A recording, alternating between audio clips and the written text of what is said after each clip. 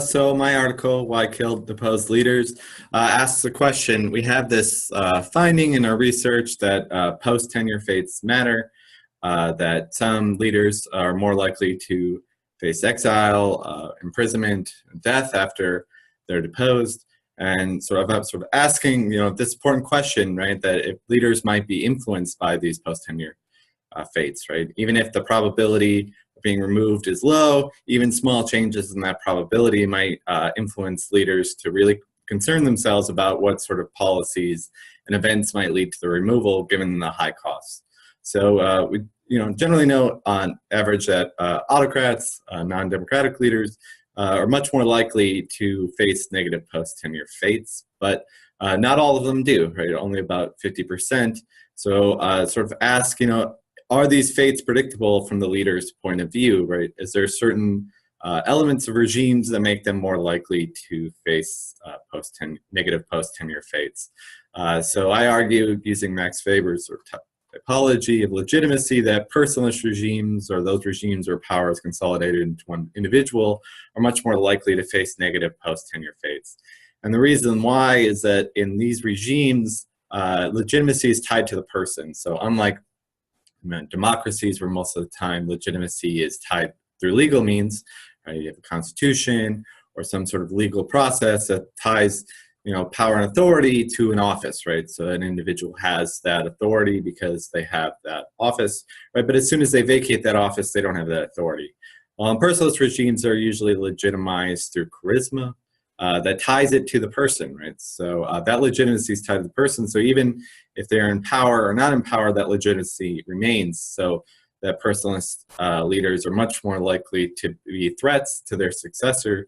So I argue that the solution to this problem for successors, for deposed leaders, is to get rid of the person, either through exile, imprisonment, or the final solution, death. So I test this hypothesis using measures from a variety of sources, Geddes, Maglone, Weeks, to show that more personalist regimes are more likely to face these negative tenure fates.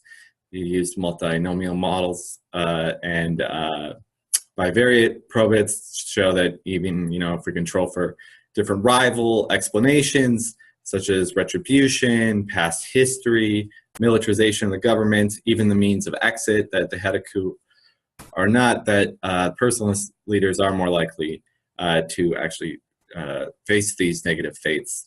And, in the online, you can see that there's case studies that look at Eastern Europe about why in Romania, Ceausescu is killed while some of his contemporaries in Czechoslovakia and Poland are not. So generally that, I find that personalist leaders are more likely to face these negative post-tenure fates. And because of this, we might sort of predict that they might be able to anticipate these and that it might actually influence their behavior, particularly trying to find ways to minimize that removal given the high costs.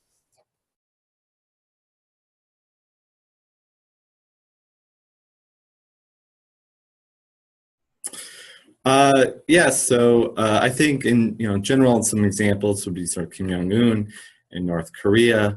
There's plenty of sort of African leaders like Idris Deby, but I think what the foreign policy makers or policymakers should know is sort of familiarize themselves with sort of the domestic concerns of these leaders. That what might be perplexing in foreign policy behavior in relation to other countries might make sense in a domestic context, right? About certain threats, saber rattling, certain maybe provocative behaviors might make sense if it shores up sort of domestic sort of support and minimizes removal. And then to understand that a lot of these decisions are based on fear and sort of paranoia, that dictators, particularly personal dictators, have to be constantly concerned about people in their inner circle, about being removed. And so trying to, view behavior in that lens and not, all the time seeing such actions as being a result of maybe their nation's actions or some sort of bigger foreign policy sort of decision.